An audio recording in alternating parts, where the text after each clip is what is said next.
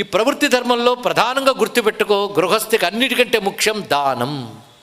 10 మందికి పంచుకొని తాను జీవించడమే గృహస్థు యొక్క ధర్మాల్లో ఒక్క ధర్మం చెప్పాలనేది ఒక్కటి.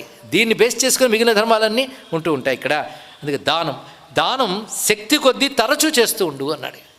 అలాగే యజ్ఞయాగాది కర్మలు కూడా తరచూ చేస్తూ ఉండాలి.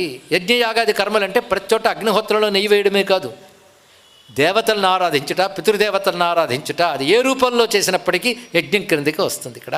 అలాగే జపము కూడా యజ్ఞమే. యజ్ఞ శబ్దానికి ఎన్ని అర్థాలు ఉన్నాయో. జపము యజ్ఞం, దేవతారాధన యజ్ఞం, పితృదేవతారాధన పితృయజ్ఞం. ఇవి మాత్రం ఎప్పుడూ మానరాదు.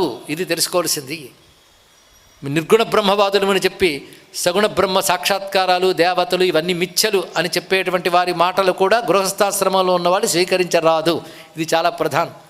నీకు వైరాగ్యం కలిగితే కలుగుండొచ్చు, నీ గృహస్థాశ్రమంలో తర్వాత తరాలు